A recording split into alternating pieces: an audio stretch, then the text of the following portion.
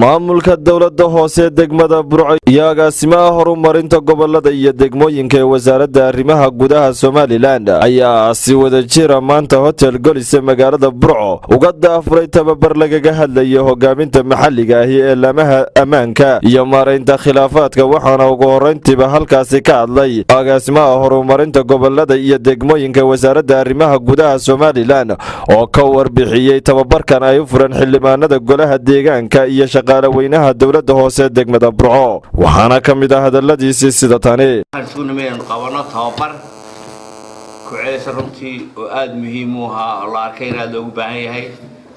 oo laga qabto dhowr degmada Burco lagu soo horeynay waxa ku saabsan yahay hogaaminta maxalliga iyo maamulkeeda wax laga lamaanaha ama genderka iyo sida loo xalliyo khilaafaadka intuba waa hawl dawladda hoose marba u taala oo hawsha xilkooda kamid ah ay marba ku shaqeeyaan marka tiyo la isku hagaajiyay oo ay ka dhignay tababar la qaadanayo iyo halkan keenay bilaabayna waa muddo 5 cisho dhammaan aan ka codsanaynaa inay ka faa'iideystaan ummadda u shaqeynaysaana uga faa'iideystaan tababarka haddii la ka dhigo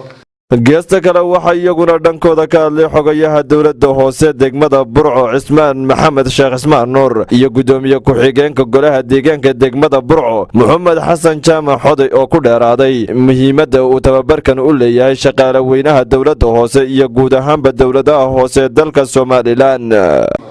tababarkan oo laba wajiye wasaaradda arrimaha gudaha iyo maxadkii tababarka shaqaalaha oo maanta halkan inooga furmaya tababarkan runtii ma aha kii ugu horeeyay maanta halkan degmada Burco lagaga qabtay waxa weeye waa markii labaad jaaniska labaad insha Allah taala waxaanu filaynaa in intii hore tadawur ka sameeyo oo wax soo kordhiyo oo lagaga faa'iideysto xildhibaanada golaha deegaanka agaasimayaasha shaqaalaha dawladda hoose muddo 5 casho ayuu ka soconayaa halkan 5 casho insha Allah taala waa ka faa'iideysanaynaa hogaaminta maxalliguna waa waxa aad daruuriya oo runtii tababarkeena maanta la furayo ayaa ku saabsanba qodobkiisuna yahay aad iyo aad baan runtii u soo dhaweynaynaa waxaana doonaynaa runtii golaha deegaanka iyo shaqaalaha iyo maamulkeeduba wixii waxtara ama faa'iido ah aanu ka faa'iideyno inooga soo kordhaya inaan aad iyo aad uga faa'iideyso seminar runtii muhiim u ah haday shaqaalaha dawladda hoose tahay iyo xildhibaanada golaha deegaanka tahayba oo ku saameyn hogaaminta iyo khilaafaadka sida bulshada khilaafaadka soo dooratay dadkan xildhibaanada ama degmada xukuumadda khilaafaadkii runtii u xalin lahaayeen iyo sidii hogaamintii degmadani hogaaminayay ay xoogaa ugu noqon lahaayeen wasaaradda arrimaha gudaha iyo maxadka tababarka labadaba mahad celinayna aad baan ugu mahad celinayna sida xoogii sheegay mar labaad waa markii labaad